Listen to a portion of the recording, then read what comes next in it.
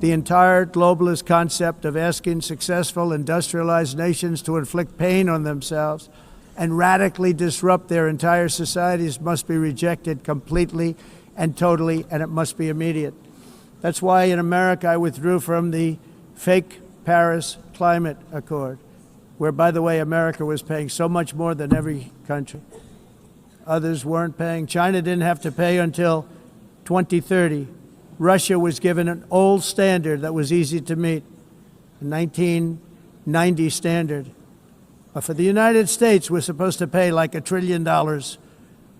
And I said, this is another scam. The fact is, the United States has been taken advantage of by the world for many, many years, but not any longer, as you probably noticed.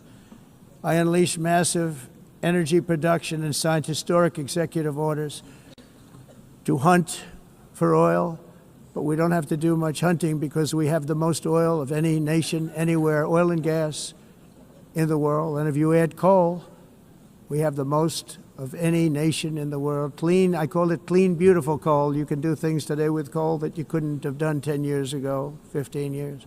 So I have a little standing order in the White House. Never use the word coal, only use the words clean, beautiful coal. Sounds much better, doesn't it? But we stand ready to provide any country with abundant, affordable energy supplies if you need them, when most of you do. We're proudly exporting energy all over the world. We're now the largest exporter. In the United States, we want trade and robust commerce with all nations, everybody. We want to help nations. We're going to help nations. But it must also be fair and reciprocal. The challenge with trade is much the same with climate. The countries that followed the rules, all their factories have been plundered. It's really sad to watch. They've been broken. They've been broken by countries that broke the rules. That's why the United States is now applying tariffs to other countries, and much as these tariffs were for many years applied to us, uncontrollably applied to us. We've used tariffs as a defense mechanism under the Trump administration, including my first term, where hundreds of billions of dollars in tariffs were taken in. And by the way, we had the lowest inflation, and now we have very low inflation. The only thing different is that we have hundreds of billions of dollars flowing into our country. But this is how we will ensure that the system works for everyone and is sustainable into the future. We're also using tariffs to defend our sovereignty and security throughout the world, including against nations that have taken advantage of former U.S. administrations for decades, including the most corrupt, incompetent administration in history, the sleepy Joe Biden administration. Brazil now faces major tariffs in response to its unprecedented efforts to interfere in the rights and freedoms of our American citizens and others, with censorship, repression, weaponization, judicial corruption, and targeting of political critics in the United States. I have a little problem saying this because I must tell you, I was walking in and the leader of Brazil was walking out. We saw him and I saw him, he saw me, and we embraced.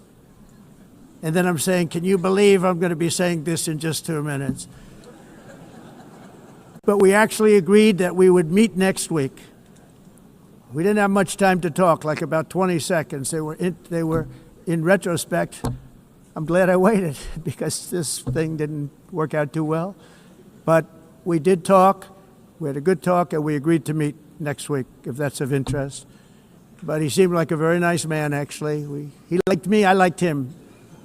But if you, and I only do business with people I like. When I don't like them, I don't like them. But we had, at least for about 39 seconds, we had excellent chemistry. It's a good sign. But also in the past, Brazil, can you believe this, unfairly tariffed our nation, but now because of our tariffs, we are hitting them back, and we're hitting them back very hard. As president, I will always defend our national sovereignty and the rights of American citizens. So I'm very sorry to say this, that Brazil is doing poorly and will continue to do poorly. They can only do well when They're working with us. Without us, they will fail, just as others have failed. It's true. Next year, the United States will celebrate the 250th anniversary of our glorious independence, a testament to enduring power and American freedom and spirit. We will also be proudly hosting the 2026 FIFA World Cup, and shortly thereafter, the 2028 Olympics, which is going to be very exciting. I hope you all come.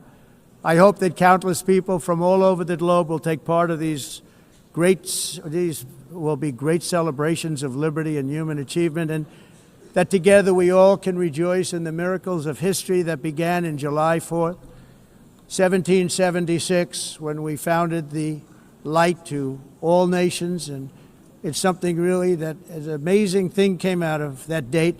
It's called the United States of America. In honor of this momentous anniversary, I hope that all countries who find inspiration in our example will join us in renewing our commitment, values, and those values really that we hold so dear. Together, let us defend free speech and free expression. Let us protect religious liberty, including for the most persecuted religion on the planet today. It's called Christianity.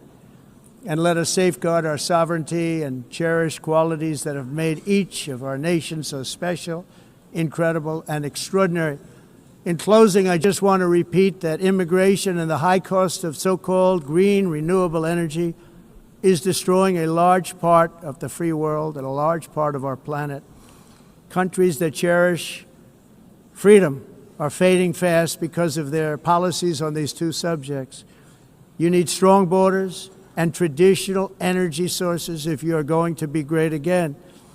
Whether you have come from north or south, east or west, near or far, every leader in this beautiful hall today represents a rich culture, a noble history, and a proud heritage that makes each nation majestic and unique, unlike anything else in human history or any other place on the face of the earth.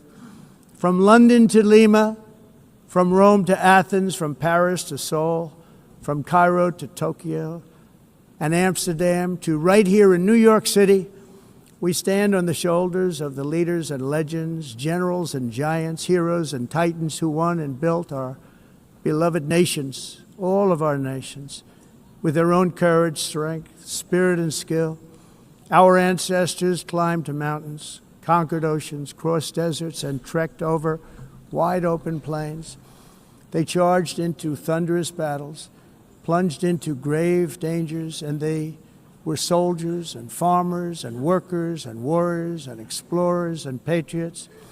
They built towns into cities, tribes into kingdoms, ideas into industries, and small islands into mighty empires.